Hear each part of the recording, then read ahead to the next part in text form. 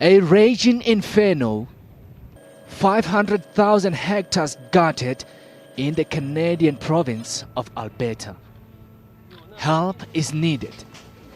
Malekho Alitwaba heeded the call. For me, like health-wise, because we're physically fit, like it works for me. You have to be fit to do what we're doing.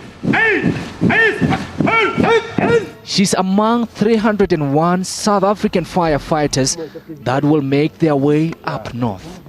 The working on fire response to Canada were in the news lately. What is your opinion on the situation?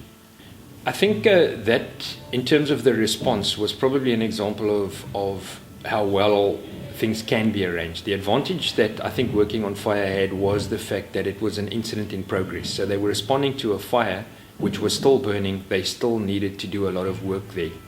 And I think in that regard, the way they responded, the way that their transport solution was done, I think that was all very good.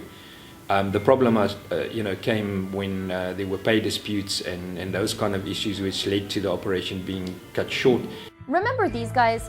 They're the South African firefighters who came here to help fight the Fort McMurray wildfires.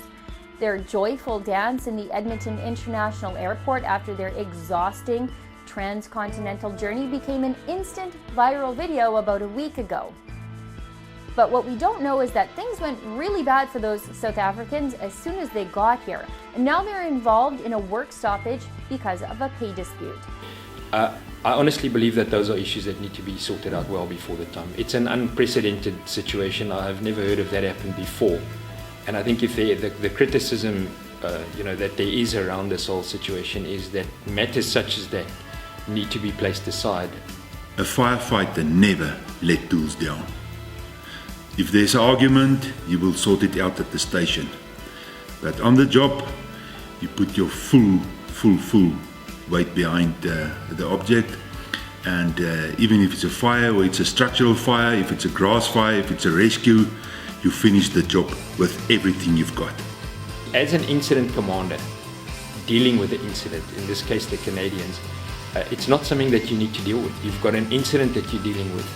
It's a major incident and you've got to have all your attention there. And it's very difficult if you have to deal with peripheral issues whilst such a major operation is on the go. So I think that was really, from my side, the major criticism was that in the ethos of a firefighter or a rescuer, that should not be the uppermost thing in your mind.